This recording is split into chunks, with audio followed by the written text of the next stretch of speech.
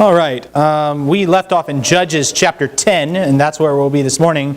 I'm hoping to cover the Jephthah story today, which really kind of encompasses chapters 10, 11, and 12. One thing I should note at the beginning of this is that Jephthah's story is actually bookended on either side by what we might call the so-called minor judges.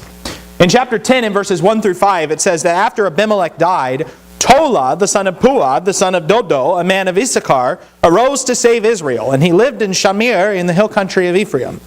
He judged Israel 23 years, and then he died and was buried in Shamir. After him, Jair the Gileadite arose and judged Israel 22 years. He had 30 sons who rode on 30 donkeys, and they had 30 cities in the land of Gilead that are called Haveth Jair to this day. And Jair died and was buried in Kamon. And if you skip ahead to chapter 12, in verses 8 through 15, we have a similar statements made. Now Ibzan of Bethlehem judged Israel after him, that is Jephthah. He had 30 sons and 30 daughters whom he gave in marriage outside the family. And he brought in 30 daughters from outside for his sons. And he judged Israel 7 years. Then Ibzan died and was buried in Bethlehem. Now Elon the Zebulunite judged Israel after him. And he judged Israel 10 years. Then Elon the Zebulunite died and was buried at Aijalon in the land of Zebulun. Now Abdon the son of Hillel the Pirathonite judged Israel after him. He had 40 sons and 30 grandsons who rode on 70 donkeys, and he judged Israel 8 years. Then Abdon the son of Hillel the Pirathonite died and was buried at Pirathon in the land of Ephraim in the hill country of the Amalekites. Now, okay, so those 5 guys, Tola, Jair, Ibzan, Elon, Abdon, what links them together? What do you notice that gets said about them?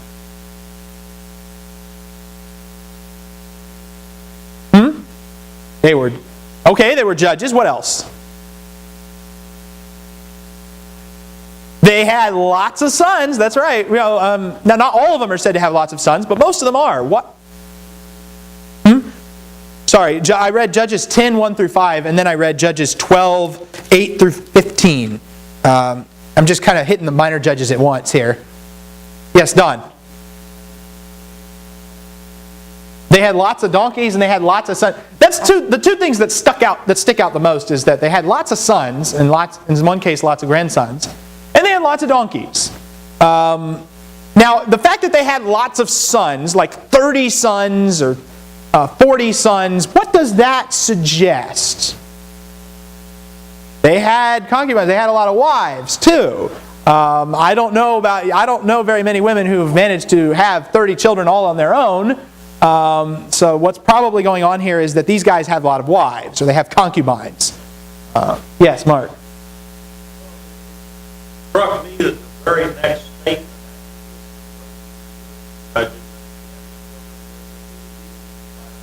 Right. Yeah, that's true.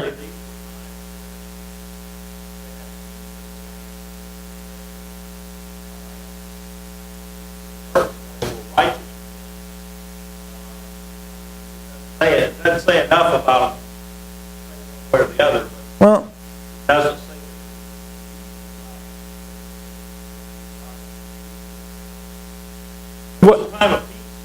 You got to be very careful making a value judgment and saying, because the text is frequently silent in a lot of situations, but that does not indicate that God was not displeased with it. God is frequently displeased with a lot of things that go on in Judges, and the text never tells us. I saw James's hand and then Jenna's.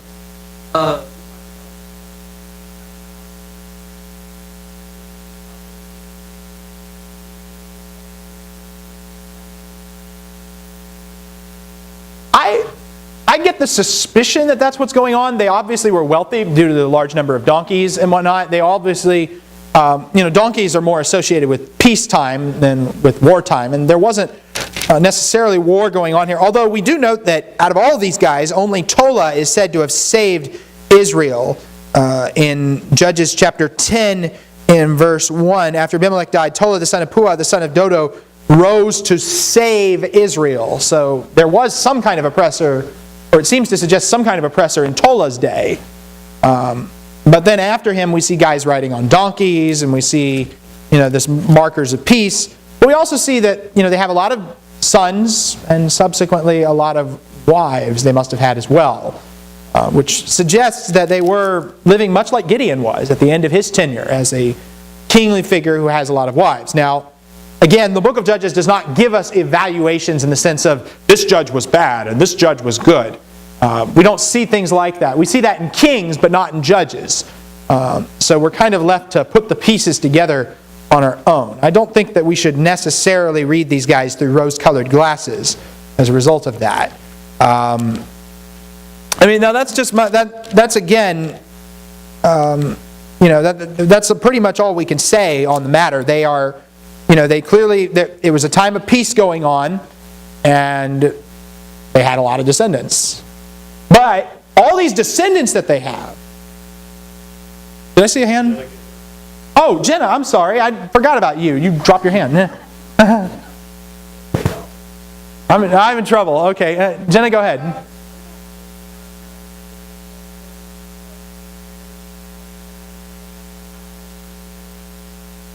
I don't know. You could read it either way, outside of the tribe or outside of the nation. It just says outside. And the New American Standard interprets it as outside the family, but I don't know. You could probably read it either way there. Which, if he's marrying them outside of the nation, therein you have another problem. Intermarriage with the foreigners, intermarriage with the Canaanites and all that, which the Bible explicitly condemns in Deuteronomy chapter 7. They were not to intermarry with the Canaanites because they would seduce them to idolatry. So that's another thing to bring up too.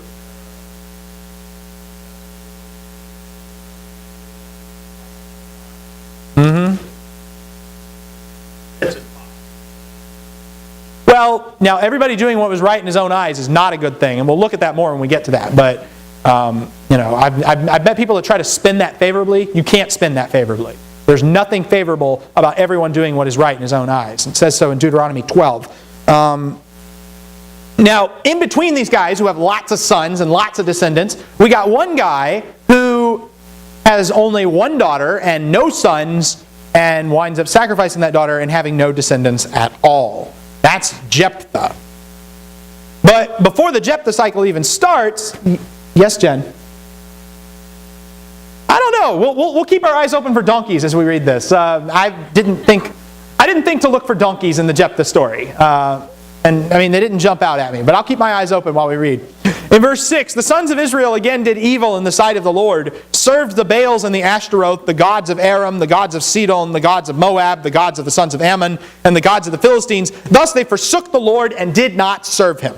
The anger of the Lord burned against Israel, and he sold them into the hands of the Philistines and into the hands of the sons of Ammon. They afflicted and crushed the sons of Israel that year. For 18 years they afflicted all the sons of Israel who were beyond the Jordan in Gilead in the land of the Amorites.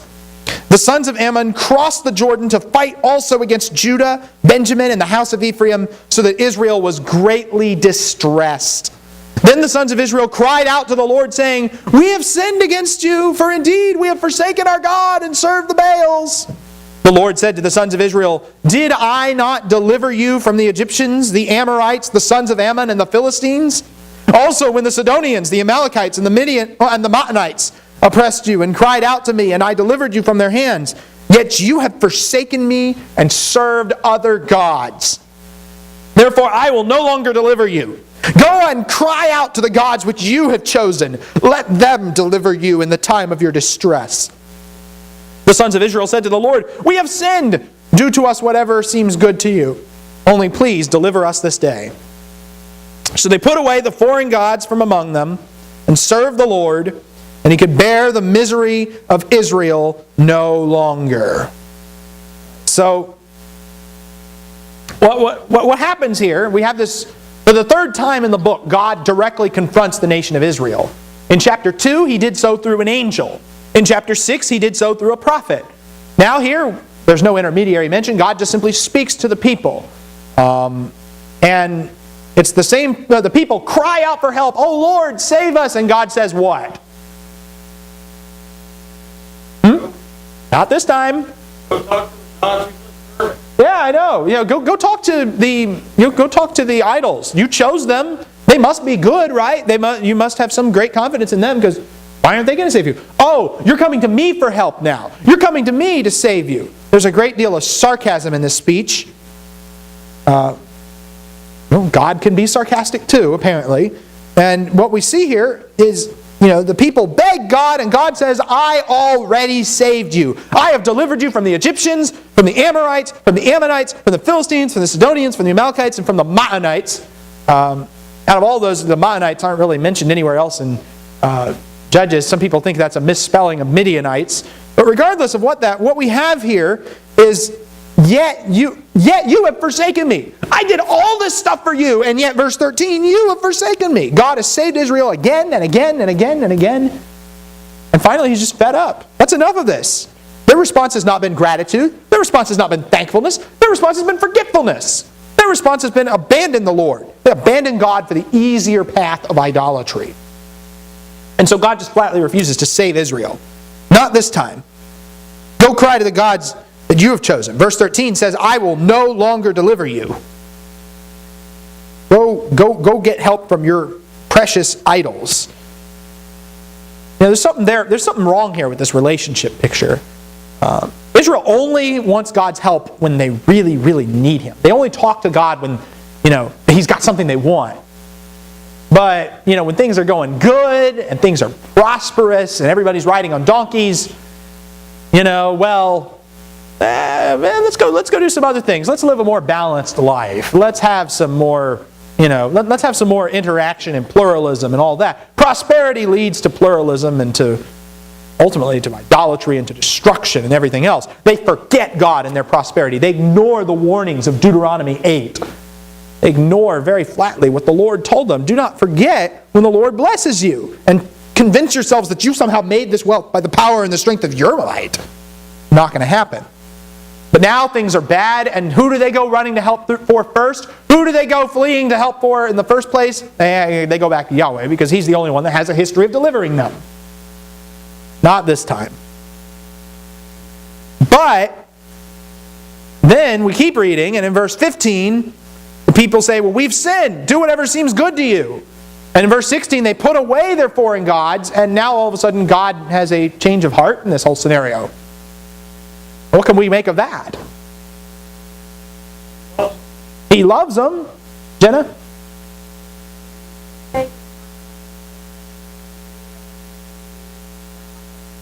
Yeah, really. Basically they keep begging Him, and finally God just decides to help them anyway. He can't bear their cries for mercy any longer. There's been a lot of debate over whether or not Israel is really sincere here in verse 15. And the text doesn't give us enough information to know for certain. I'm not going to try to argue either way. I don't think that Israel's repentant act here makes up for all the horrible stuff that they've done. I think we can agree on that. Certain. Whether they're sincere or not, they have not undone the damage. They did not deserve to be saved. And yet God could have said, no, too little. I don't care if you mean it. Too little, too late, we're done. You've used up your second chance. You've used up your third chance. You used up your fourth chance. You used up every chance you had. But God responds with love to their compassion. There's no cynicism in this text. There's no God crossing His arms and going, okay, we'll see how long this lasts. Even though it's pretty obvious that they're going to fall away as soon as this whole cycle is over, God still shows them mercy. This is the definition of grace here. Giving them the benefit of the doubt. Okay, I saw Mark's hand and then James. Yeah.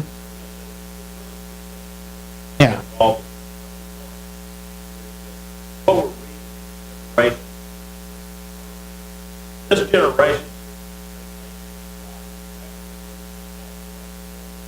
God did for them. The other thing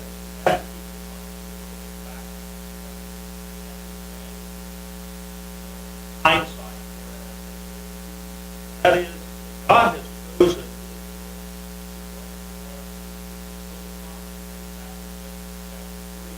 to see the woman who bruised the head of Satan, delivered that blood. Israel is mother, Revelation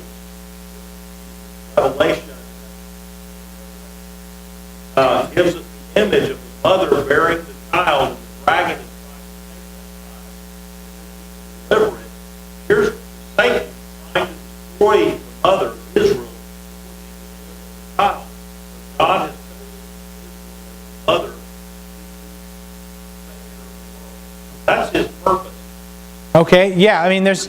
This is really an act of his love for you and me today. The generational thing is interesting to note. I mean, one generation is bad, another generation is good, etc.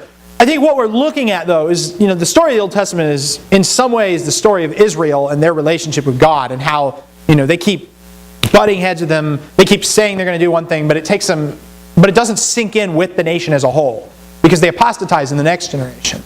And so, you have that kind of this conflict, this God and Israel conflict that's going on throughout Judges. And, this is just another cycle in that. James, did you have something?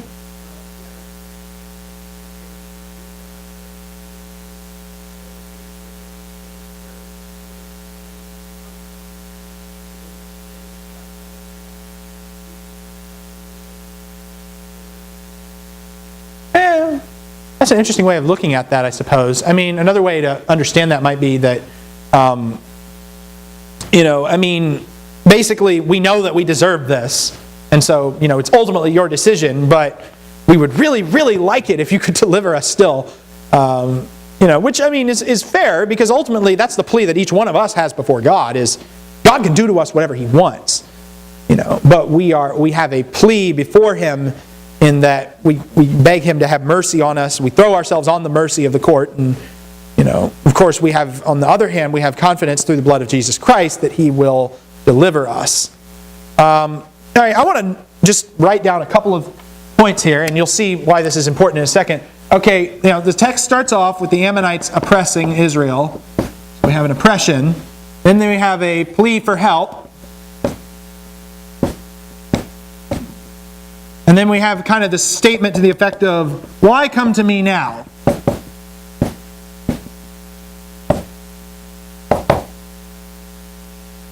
And then a second plea, followed by God's grace. All right? That's the basic progression of this story we just read. Now, pay attention to that, because we're going to read the next story. In verse 17 of chapter 10, then the sons of Ammon were summoned, and they camped in Gilead, and the sons of Israel gathered together and camped in Mizpah. The people, the leaders of the Gilead, said to one another, who is the man that will begin to fight against the sons of Ammon? He shall become head over all the inhabitants of Gilead. Now Jephthah the Gileadite was a valiant warrior, but he was the son of a harlot, and Gilead was the father of Jephthah. Gilead's wife bore him sons, and when his wife's sons grew up, they drove Jephthah out and said to him, you shall not have an inheritance in our father's house, for you are the son of another woman. So Jephthah fled from his brothers and lived in the land of Tob, and worthless fellows gathered themselves about Jephthah, and they went out with him. It came about after a while that the sons of Ammon fought against Israel. When the sons of Ammon fought against Israel, the elders of Gilead went to get Jephthah from the land of Tob, and they said to Jephthah, come and be our chief, that we may fight against the sons of Ammon. Jephthah said to the elders of Gilead, did you not hate me and drive me out from my father's house? So why have you come to me now when you are in trouble? The elders of Gilead said to Jephthah, for this reason we have returned to you, that you may go with us and fight with the sons of Ammon, and become head over all the inhabitants of Gilead. So Jephthah said to the elders of Gilead, if you take me back to fight against the sons of Ammon, and the Lord gives them up to me, will I become your head? The elders of Gilead said to Jephthah, the Lord is witness between us, surely we will do as you have said.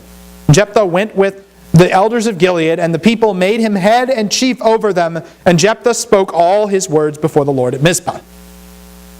Now, anybody notice that what we just read, how it fits with this? There's another mention in verses 17 and 18 of chapter 10 of the Ammonites coming and oppressing Israel. They plea for help, this time not to God, but to Jephthah. Jephthah makes the statement in verse 7, why are you coming to me now? You threw me out of your house. You banished me. Now all of a sudden you want my help. Very similar to the conversation that Jephthah has with them. They make a second plea, and Jephthah agrees to it. But what about this last step? Would you say that Jephthah is showing grace to them here? Yes, he's saying, what's in it for me? We might say, okay, so we have a desire to rule here, is what he wants. Now, does that remind us of anybody we've seen before? Yeah, it sounds kind of like Abimelech. In some ways, this is This is probably more like the parable that Jotham tells in Judges 9 than the actual Abimelech story. They're going around to all the different kings. Finally, they come to the bramble and they say, "Oh, we want you to rule over us." They beg him for help, and Jephthah agrees to this. What's interesting, probably should note a couple things about the geography. Gilead is located over here in this orange region, really the tribe of Gad, and Mount Gilead is located right here. This is all east of the Jordan. Ammon, who is oppressing Israel, is off on this side of the map. They're off the map. I couldn't find a map in this batch that actually had Ammon on it. But Ammon comes to the westward. They take Gad. The text actually says they crossed over and started oppressing people on this side too, Ephraim and Benjamin and Judah. But the primary people that are getting hit are here on the east side of the Jordan in Gilead. That's where Jephthah's at. That's what he's going to be interacting with them from. I am trying to move a little quickly. Anybody have any questions or comments down through verse 11? Yes, Jen.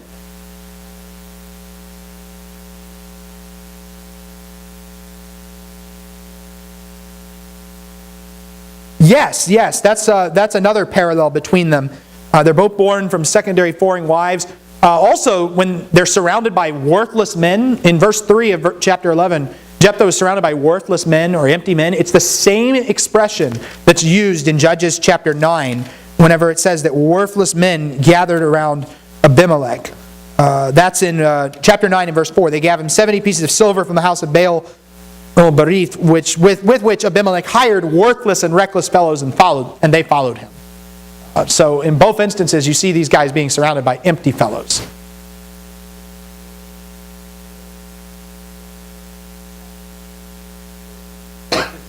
But it looks like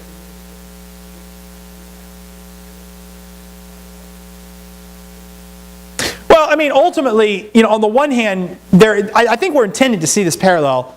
The people don't treat their human leaders any better than they treat their divine leader. I mean, the way you treat other people is ultimately reflective of how you treat God. So there is, of course, that practical understanding there. But the other thing is, I mean, it does show something else that, they are ultimately, they have God who is more perfect ruler. Because God is motivated by grace. Jephthah is motivated by this desire to rule. Jenna, you have something. Huh? Yeah, the donkey people were treated pretty well. That's true. Maybe that's the contrast we're supposed to see. Is they give all these other guys donkeys, and Jephthah, it's like they have to strong-arm him, basically. And Jephthah has to strong-arm them. In verse 12, Jephthah confronts the Ammonites. Well, first we have Israel confronting God. Then we have Israel confronting Jephthah. Now we have Jephthah confronting the Ammonites. In verse 12, Jephthah sent messengers to the king of the sons of Ammon, saying, "What is between you and me that you've come to fight against my land?"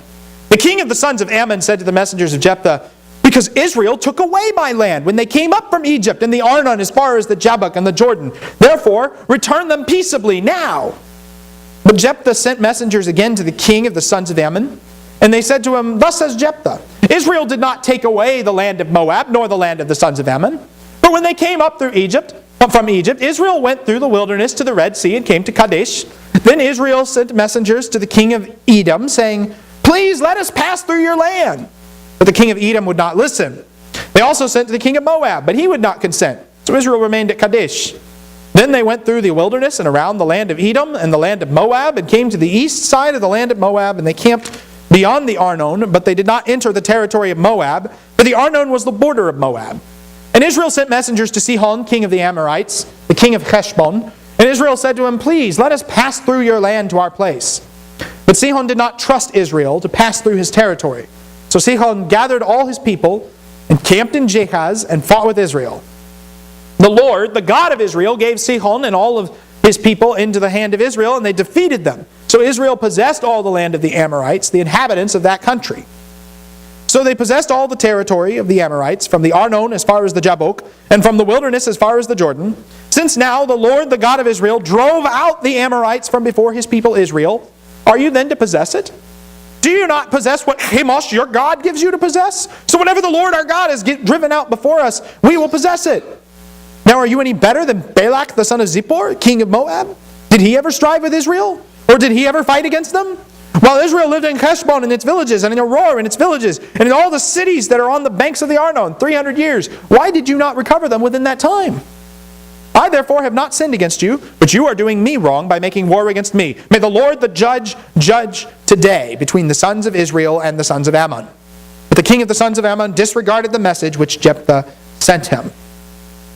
Now, this is a rather lengthy speech. Basically, what would you say the gist of this speech is? Then.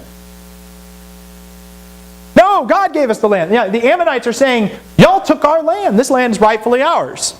Jephthah basically goes into this long-winded argument reciting history from Deuteronomy 2 about how, God would not let us take the land of Edom, and He wouldn't let us take the land of Moab, and He wouldn't let us take the land of Ammon, but He would let us defeat Sihon and Og. So that's why we got this land east of the Jordan. That's in Deuteronomy 2 and 3. It's also in several places in the book of Numbers. And so basically, Yahweh gave us the land and you can't have it.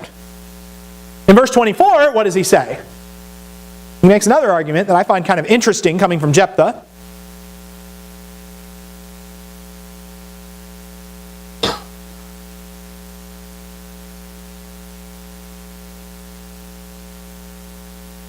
Not only has Yahweh given us our land, but your God has given you your land. He singles out Chemosh. Oh, Chemosh has given you your land to possess. Which, again, you kind of feel uncomfortable reading that. I get the impression Jephthah's comment reflects a kind of religious pluralism here. He spent a lot of time around worthless fellows. He spent time in Tob, which was probably an Ammonite city to begin with. And here, he makes the point that, Yahweh's given us our land and Chemosh has given you yours.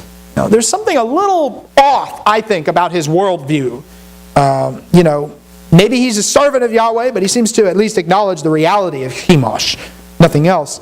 Now, in verse 25, he says, you're not better than Balak, and even Balak never tried to fight against us directly.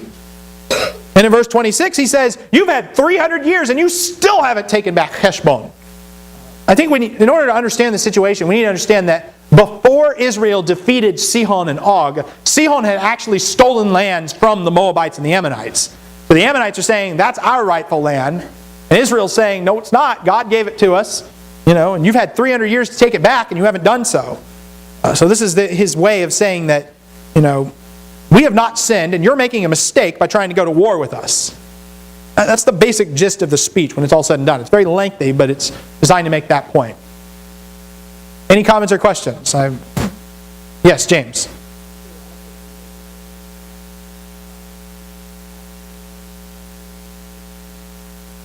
I mean, that's possible. Yeah, it's possible, I suppose. I find the other option more likely, but I can't really give an objective reason why. I'll have to think about that. I'll just say that. Some of Jephthah's other actions in the story lead me to believe that he's not totally on the level with his worldview and with his understanding of who God is, especially when he starts sacrificing his daughter in the next section, which we'll get to in a minute. All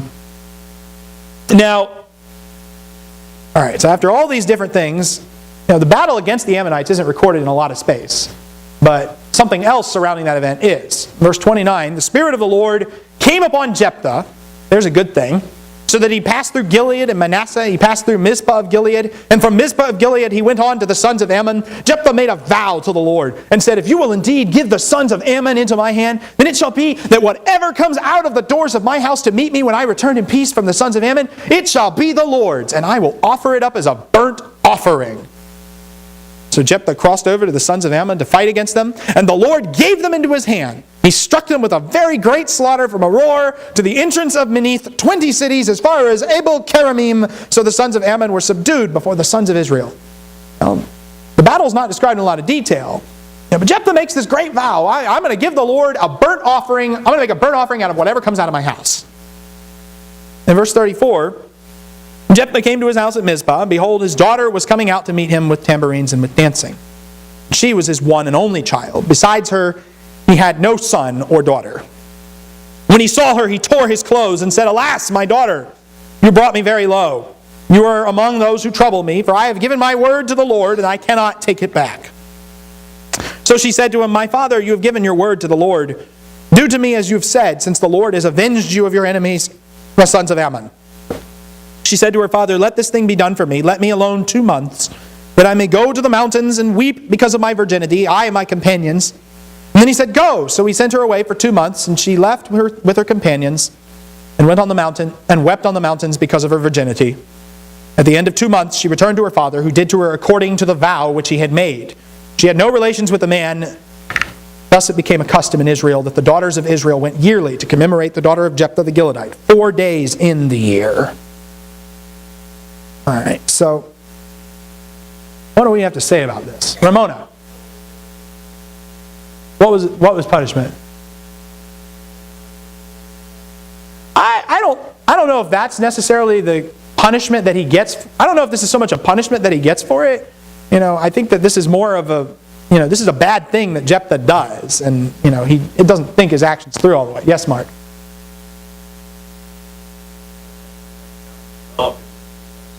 Oh boy. Abraham was told by God, Abraham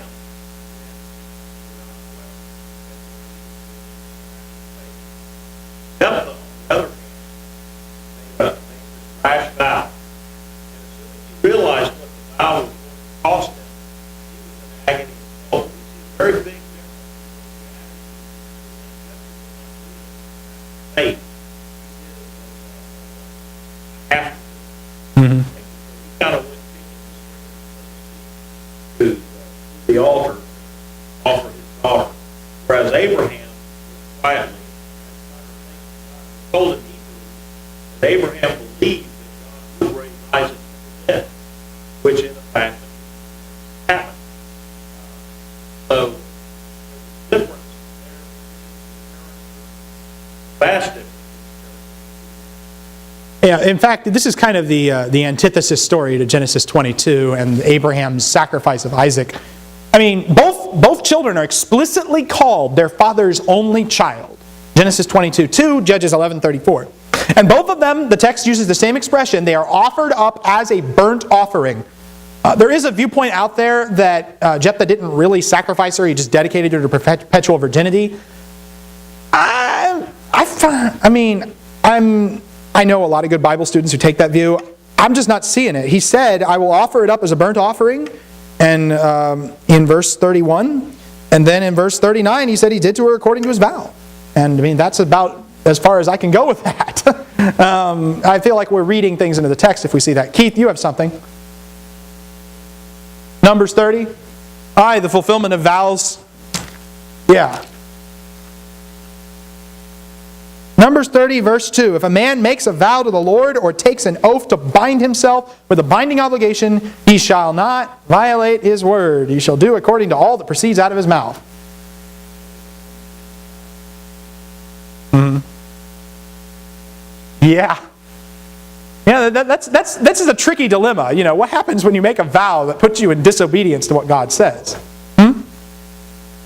Yeah, and so that's a tough question to answer, and I'm still wrestling with that one. But yes, James, we are told not to make foolish vows.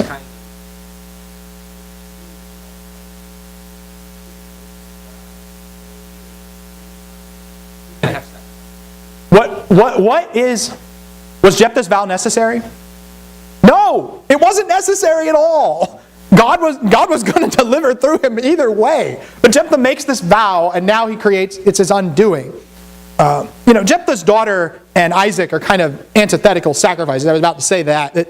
Obviously one's male and one's female. Isaac is named, Jephthah's daughter is not. We don't know what her name was.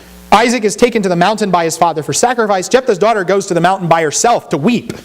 God commands Abraham's sacrifice. Jephthah's sacrifice is just part of a foolish vow that he made. Abraham's sacrifice ensured his continued lineage. And that occasion in Genesis 22, God makes a promise to him. You're going to have descendants like the sand on the seashore and the stars of the heaven, and through them all nations of the earth will be blessed. So what Abraham did ensured a future progeny. Not so with Jephthah. With Jephthah's daughter dying, that's the end of his line. She is a virgin. She has no children. And since she's his only child, the buck stops there. It's over. Jephthah's line is extinguished by what happens here. That's why the text keeps bringing up the fact that she was a virgin. She did not have any children, so Jephthah has no living descendants at the end of the story. Unlike Abraham, he does not get descendants like the sand of the seashore and the stars of the heaven. Jephthah is the last of his line. His name is blotted out of Israel.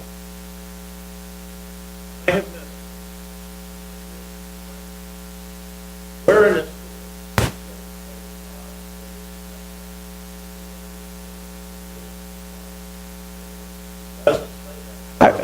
I was reading somebody the other day that pointed that out. Yeah. As you pointed out there, they give the second plea, and God offers grace, but then they went to find justice. It doesn't say God sent them to find justice. I was reading somebody the other day that pointed that out. It's an interesting thing to note. God did not choose Jephthah. Now, the only thing we can have that maybe hints... Providential. The only thing we have that maybe hints at that is in verse 29, the Spirit of the Lord came upon Jephthah. Is that what you were going to say, Jen? Yeah. The Spirit of the Lord came upon Jephthah, which, that typically doesn't happen to people that God doesn't like. Very much. Like Abimelech, the Lord doesn't put His Spirit on him. He puts an evil spirit, between the people of Abimelech and Shechem. But God gives His Spirit to Othniel, to Ehud, to Samson. It's quite a few times to Samson. Of course, Samson's not a great guy either, but Samson's the explicitly chosen deliverer. So no, it doesn't say that the Lord raised up the deliverer. Whether or not this is something that God just went with, like in the case with Saul, I don't know. So that's a good question to bring up. Yes, James.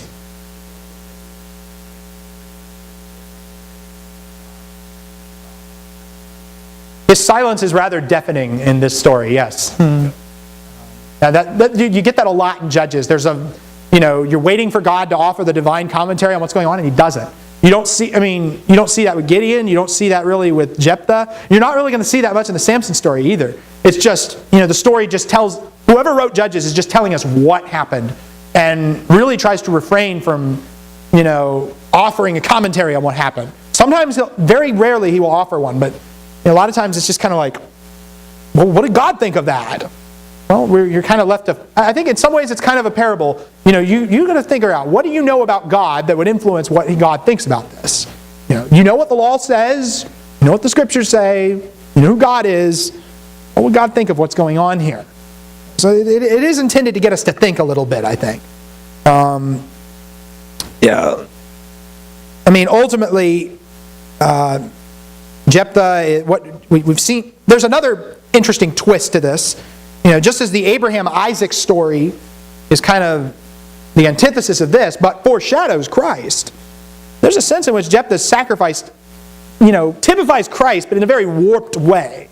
We've already seen earlier how Jephthah can be compared to God, but he's kind of like the anti-hero. He's kind of like, he's not really God because he has the wrong motive. He's not totally imitating God. In the same way, his sacrifice imitates what God ultimately does. The deliverance of Israel is ultimately paid for by the sacrifice of a representative person. Somebody who is totally innocent has to die in order to ensure victory for the people of God, in order to pay for the deliverance of the people. And so in the same way, we see that God gives up His Son, His only Son, who had not done anything wrong, pay for the deliverance of the world. So, as horrible as what Jephthah does here is, it does foreshadow something that God does, something that is far greater and put in a more glorious context. Okay. Yes?